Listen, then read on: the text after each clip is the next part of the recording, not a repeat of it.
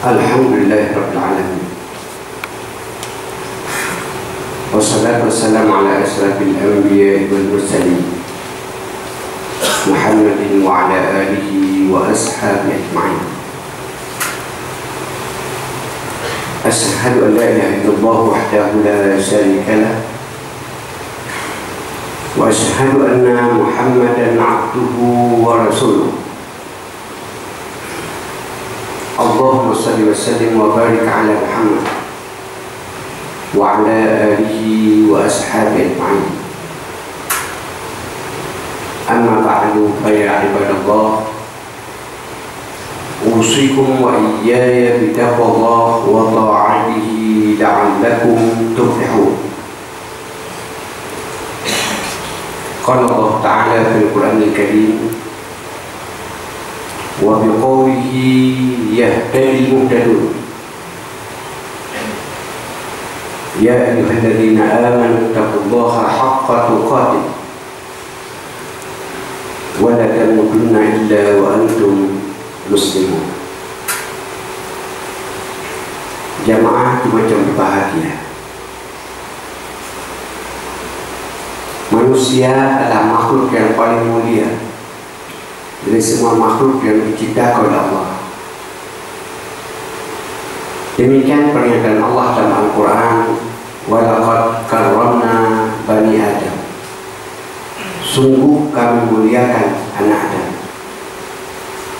Maka apabila ada manusia yang memuliakan makhluk yang lain, apalagi mengkultuskan makhluk yang gaib, berarti manusia itu adalah manusia yang kafir nikmat, tidak mensyukuri nikmat yang diberikan Allah padanya.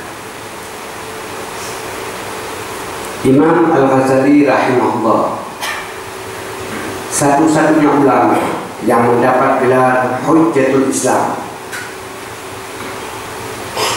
mengatakan ada 3 kekuatan potensial yang diberikan oleh Allah pada setiap manusia. Baru manusia itu sempurna apabila ketiga kekuatan ini berfungsi sebagai diinginkan oleh Allah.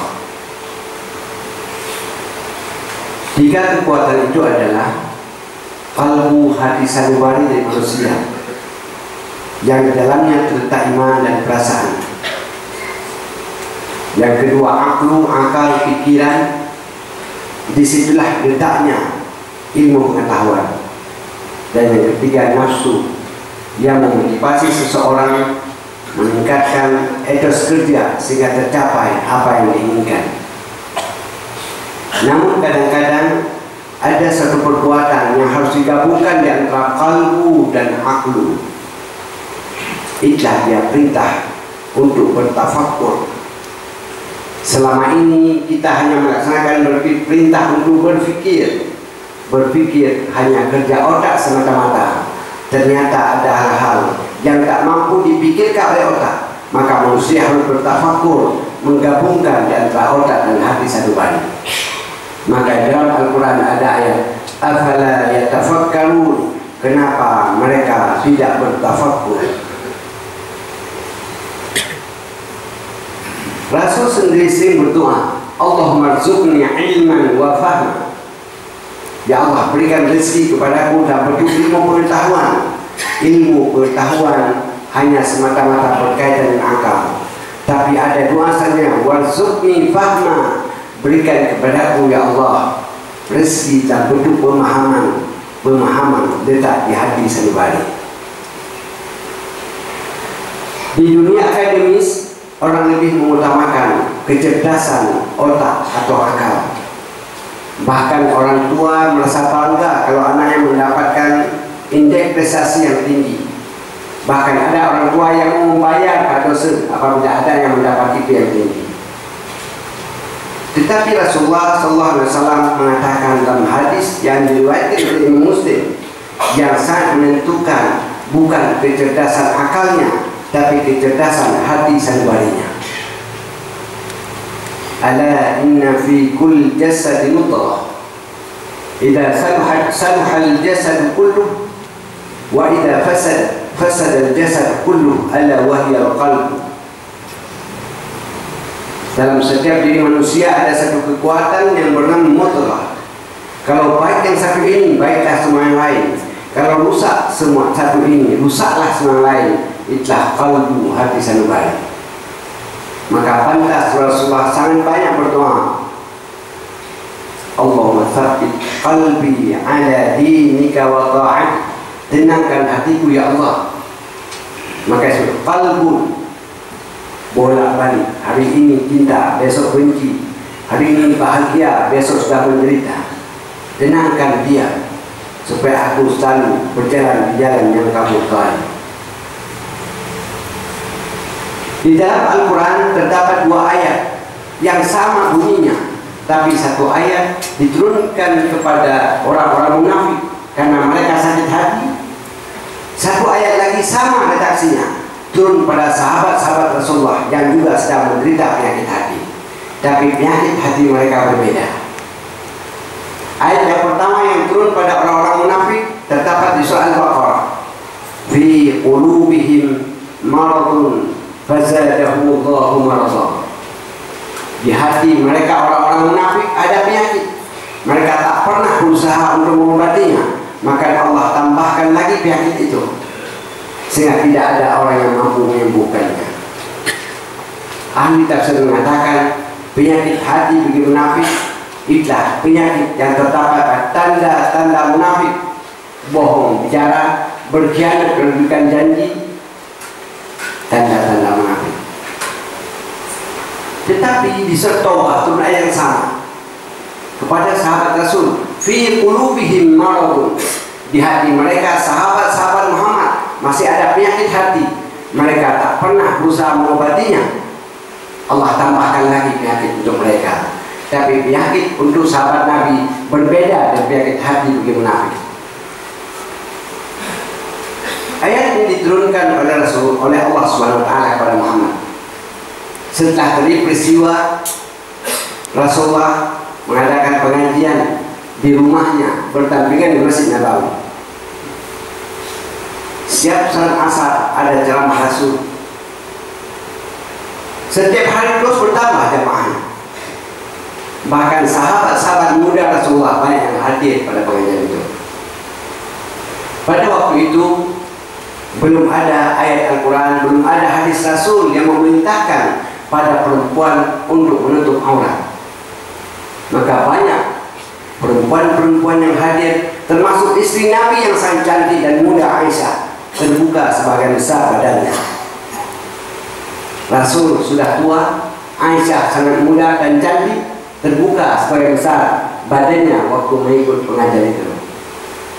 Sehingga seorang sahabat muda duduk di belakang, dia katakan, coba lihat betapa cantiknya istri Muhammad yang bernama Aisyah. Dia masih muda, kasihan suaminya sudah tua.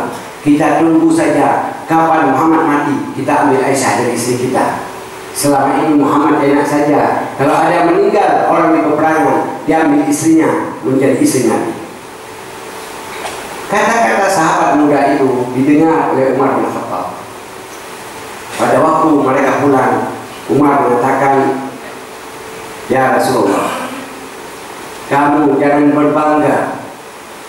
berbangga banyaknya jamaah yang hadir di masjid ini mengikuti pengajian. Karena di antara mereka datang kemari bukan ingin mendengar pengajian, karena mereka ingin melihat banyak perempuan yang hadir yang cantik-cantik, terutama istrimu Aisyah. Aku minta padamu Muhammad, mulai besok perintahkan istrimu Aisyah tutup bagian badannya agar jangan ditontonan bagi sahabat-sahabatmu yang belum kuat imannya. Itulah ucapan Umar pada Muhammad Rasulullah. 3 hari kemudian turunlah ayat yang memerintahkan penggunaan jilbab. Ini menunjukkan banyak peristiwa-peristiwa yang ayat Al-Quran turun untuk mendukung pemikiran Umar bin Khattab. Pantas kalau Rasul pernah mengatakan, sekiranya ada Nabi setelah aku, pasti Umar akan terpilih jadi Rasulullah. Jamaah cuma berbahagia. Dan peristiwa ini yang terdapat dalam Al-Quran berarti penyakit hati bagi sahabat Rasul sama seperti penyakit hati umat Islam sekarang. penyakit nafsu. Penyakit nafsu, bukan penyakit khianat. Walaupun ada yang dua-dua, penyakit Islam sekarang, penyakit hati yang ada pada sahabat Nabi dan penyakit hati yang ada pada munafik, orang-orang Madinah itu. Maka Allah kata, fi qulubihim marad, itulah penyakit yang sekarang. Oleh karena itulah banyak sekali cara-cara yang diajarkan Rasul bagaimana untuk menyembuhkan penyakit hati, bukan mengobati. Karena memberikan obat belum tentu menyembuhkan, tapi setiap yang menyembuhkan pasti jadi obat. Wa nunazzilu minal Qur'ani ma huwa shifaa. Kami turunkan sebahagian ayat Quran itu menjadi penyembuh. Syifa menyembuhkan, dawa mengobati. Betapa banyak obat tapi tak menyembuhkan, dan banyak yang menyembuhkan tapi orang tak mengatakan itu obat. Hadis Rasul menyuruh kita mengingatkan mati, ziarah ke kuburan, melupakan kebaikan yang pernah kita buat, dan mengingat kebaikan orang kepada kita. Semua itu adalah penyakit hati.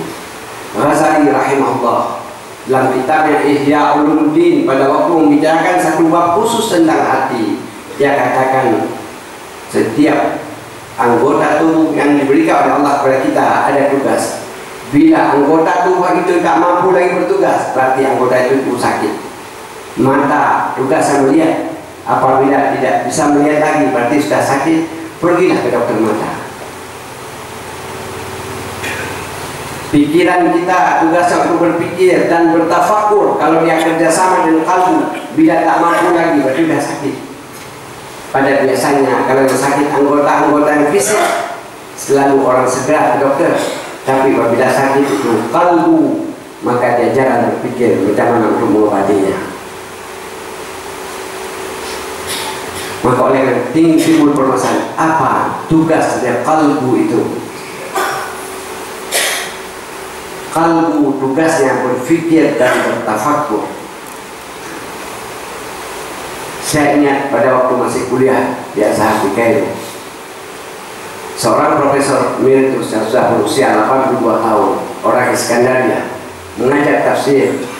Ara'aita alladhi yukadzibu bid-din fadzalika alladhi yad'ul yatim. Apa kamu tidak memperhatikan pembohong-pembohong dalam agama ini?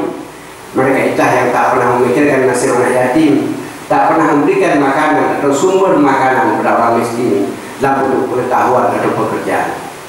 5 kali tatap muka, tidak pindah-pindah ayat itu. Sehingga seorang mahasiswa di Uganda, dia tunjuk tangan, dia kata, Ustaz, apa usah anggap kami ini keledai semua? Sudah 5 kali tatap muka, tak pindah. Ara'aita alladzi yukadzibu bid-din. Kalau tidak percaya buat ujian, kami akan jawab literatur baru yang Ustaz tidak membacanya. Ustaz itu menjawab, pertanyaan itu menunjukkan bahwa kamu sudah lebih cerdas dari aku, sudah mengerti, lebih mengerti dari aku. Kamu membaca literatur yang baru, aku tak bisa membaca lagi karena mata sudah rapuh. Tetapi pertanyaanmu itu menunjukkan bahwa kamu belum paham. Kamu sudah mengerti, dan banyak sekarang orang, seorang ilmuwan mengerti tapi tak paham. Kami terpelongo, macam mana cara memahami? Dia katakan di dekat rumah saya ada panti asuhan anak-anak yatim yang ayahnya mati tahun ribuan pada waktu perang Israel dan Mesir. Kalian dapat beasiswa, masih ada sisa uang. Mereka makan 2 kali, kalian 3 kali, baru pindah yang lain. Kalau uang beasiswa kalian potong 10% tiap bulan untuk kita bawa panti asuhan. Kalau kamu tidak mau, saya tidak mengajarkan orang sangat mengerti tapi tidak mau paham-paham. Cari dosen lain yang mengajarkan kalian tafsir. Betapa banyak orang yang sedang diajarkan untuk mengerti tapi tidak paham karena menggunakan cara berpikir tapi tidak bertafakur. Inilah yang dikembangkan di perguruan tinggi Islam sekarang. DIY, dari paham-paham liberal yang mengandalkan otak di atas segala-galanya. Padahal Ghazali membuat pernyataan dari seorang filosof lari ke seorang sufi, Akhirnya dia katakan, al-aqlu syai'un wa laysa kullu syai'. Akal kalau mampu menyelesaikan sebagian kecil dari persoalan, tapi akal tidak mampu menyelesaikan semua persoalan. Pada akhirnya di waktu gagal, seorang peneliti, seorang profesor mengucapkan, la haula wala quwwata illa billah. Tidak ada daya, tidak ada upaya. Akhirnya menyerah kepada Allah.